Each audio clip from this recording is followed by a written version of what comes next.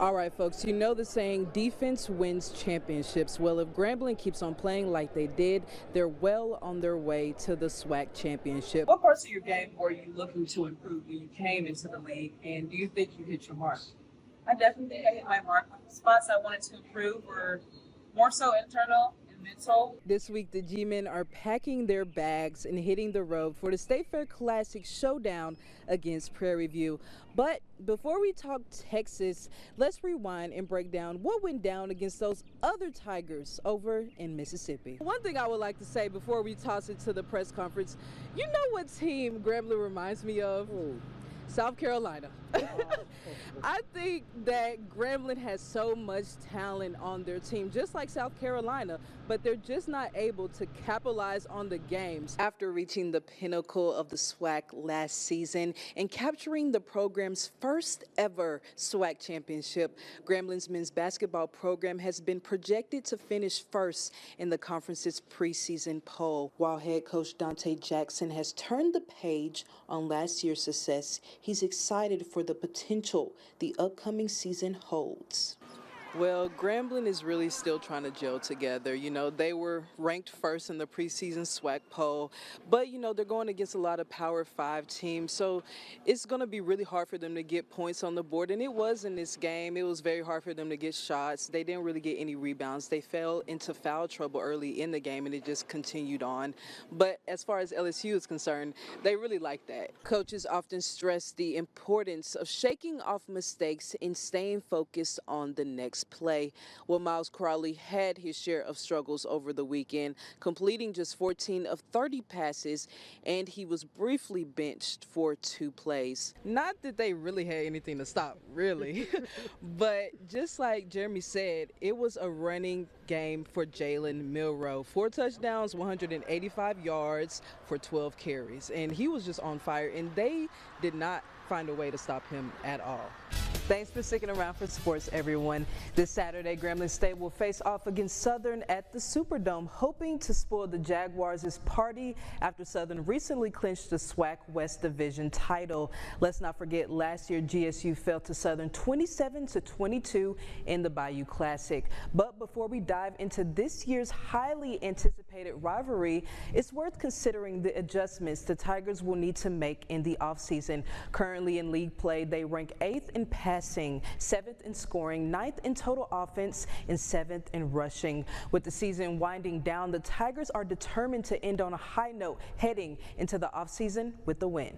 Well, I don't know about you, but the heat is most definitely trying to run me off. But one thing I love about baseball season is the good tan that I can get out of it. Monroe resident Hillary Sermon is the driving force behind the organization. Inspired by her late son Benjamin, who was born with a rare genetic disease, Hillary wanted a place where Benjamin and his siblings could play together. This week was all about the kids, from football spring games to Cavante Turpin's football camp. It was unforgettable and kid-tastic. See what I did there? This weekend, the West Monroe 6U All-Stars played for the district championship, and let's just say these kids got game and swag. They won 20-10 and stayed undefeated throughout the season. Here's a silver lining. Even though the G-men didn't snag a win, they showed off a stronger ground game against the Tigers, which they've been focusing on establishing this entire season. I caught up with the first-year running backs coach about all the progress the G-men are making. Legendary former head baseball coach of Grambling State, Coach Wilbur Ellis, was inducted into the Louisiana Sports Hall of Fame 2024 induction class. He also received the Louisiana Sports Ambassador Award, becoming the second person to achieve this honor. Thanks for sticking around for sports, everyone. Heaven Weeks is quickly rising as a front runner for the top spot in women's basketball for Louisiana's 2028 class. Standing at 6 feet and demonstrating exceptional court awareness and passing ability, her potential appears boundless. Then Heaven has a chance to be really special. You know, she'll probably be the top 28 in the state. And you know, how far she goes is going to be dependent on her.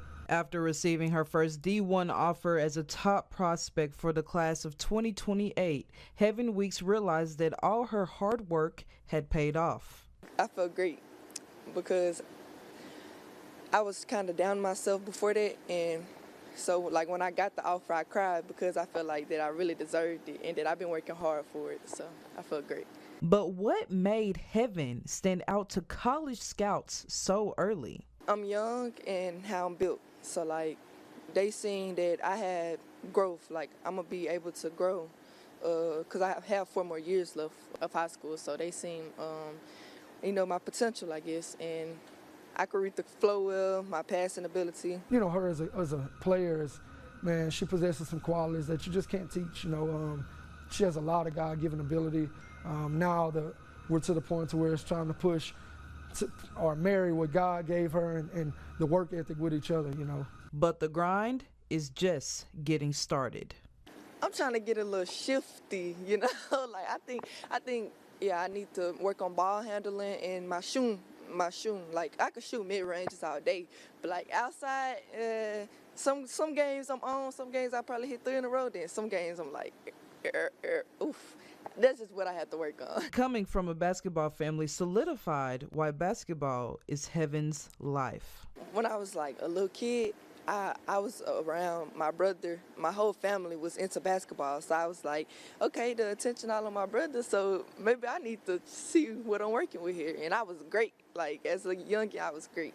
Being a baby sometime, of that bunch, of that little group, she's been around them. She has the ball when they're not looking.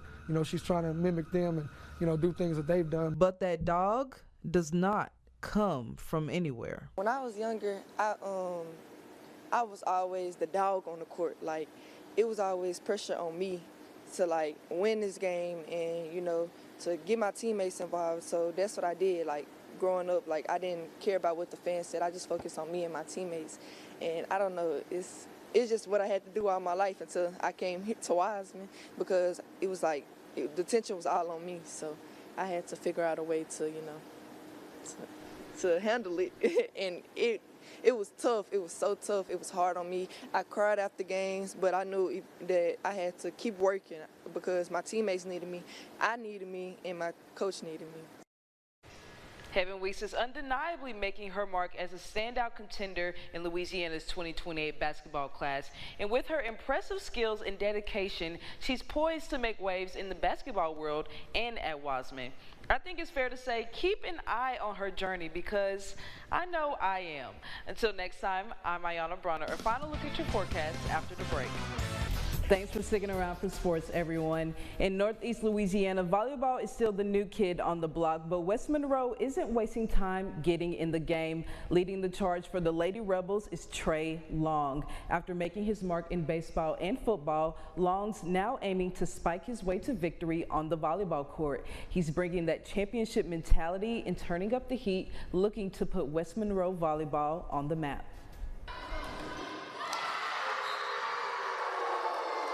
So my background is in baseball and football. I've been a part of those programs here and other places. We know what it's like to win championships in those programs, so we're trying to bring that same mentality into here. Hold them accountable, be it at practice, be a good teammate, buy into what your coaches are saying.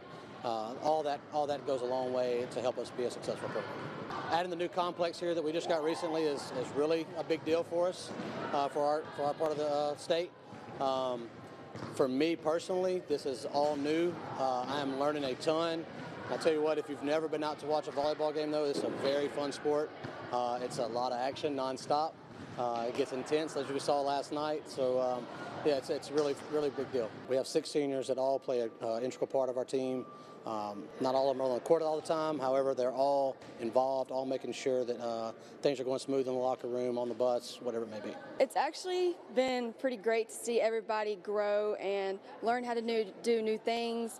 I feel like people have become more confident in playing and working together, and I feel like it's amazing to see even people like our sophomores and juniors being able to play on varsity. I feel like it's like a proud moment to see that they've worked hard to get to where they are now. It's amazing.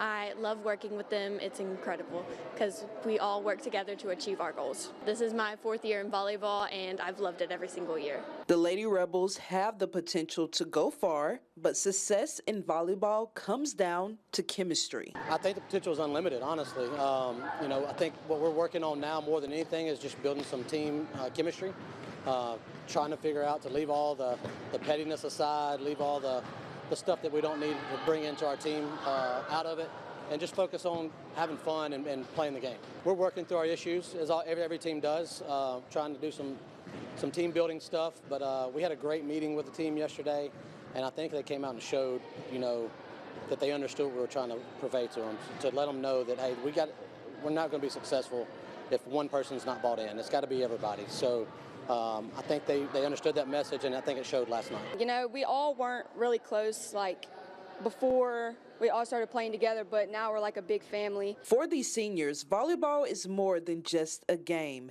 It's family and life lessons all rolled into one. It is a big part of my life. I've loved the girls I play with. We're like family. I love the sport, and it just means a lot to me. Volleyball has taught me to not take things to heart and to just keep pushing through hard things because, like I said, it's a mental sport. You can get in your head very easily, and I think that, even if you do win a game, you still have like, oh, I could have done better, and you're so hard on yourself, but you just gotta like push through and be like, no, I did do good, and I'm gonna do better next game.